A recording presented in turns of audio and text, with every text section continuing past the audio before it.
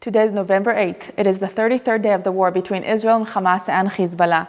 Let's look at some Hebrew headlines in the newspaper. Hasha'on le'afsakat esh metaktek, meaning the clock is ticking towards ceasefire.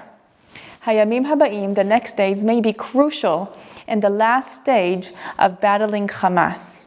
And the author raises the question, will Israel be able to continue the ground maneuver even after a ceasefire? And the past experience, he says, the chances are not so high. So the pressure is on to continue their work battling Hamas in Gaza, on Gaza ground, in these next few days.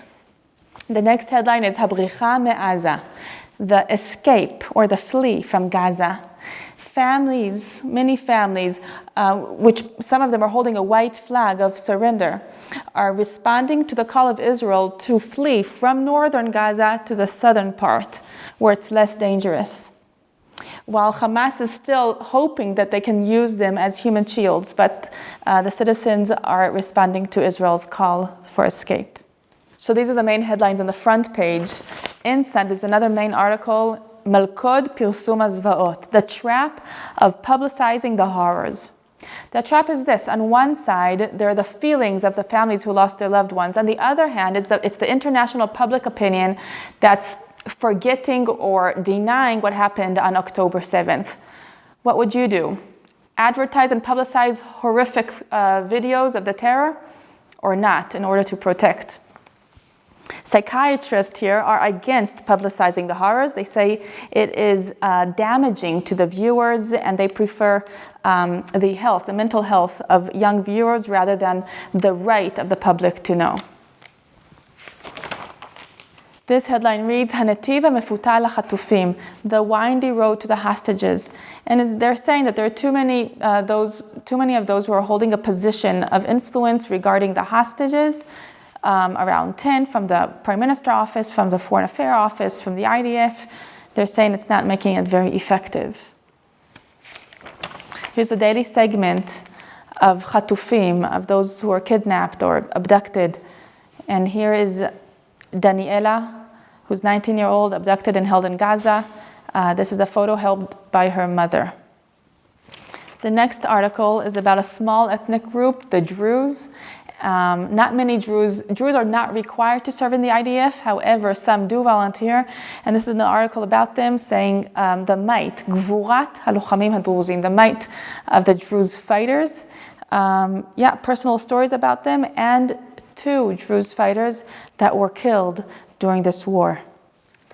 Here's another story about an IDF soldier that died, and about all of the poetry that he wrote. And his parents are working on publicizing his poetry. His name is Amichai Vaninu. And on the left here, there's a headline reading Haktovet al Akir, the writing on the wall. And Eliakim is abducted in Gaza. His brothers are fighting now in Gaza, and they're leaving right now spray paint writings on the Gaza walls saying Eliakim is coming home with a heart and a Star of David. And they're saying, we're returning Eliakim home. Again, we're returning Machzirim et Eliakim habayta. We will bring him back home. And the family says, this is encouraging for us as a family and as a people. This reads, Hashachpatz shel Israel, meaning the bulletproof vest of Israel. And who is that? It is the Czech Republic. The Czech Republic is pro-Israel. The Czech ambassador in Israel is wearing a Star of David, even though she's not Jewish. Yes, it is very encouraging that even though many countries in Europe are pro-Palestinian in an extreme way, the Czech Republic is fighting for Israel. The next headline is about a big operation, Mivtza Gadol, but not a military one. It's about collecting coins. The scouts are collecting coins throughout all of Israel in multiple locations, hundreds of locations.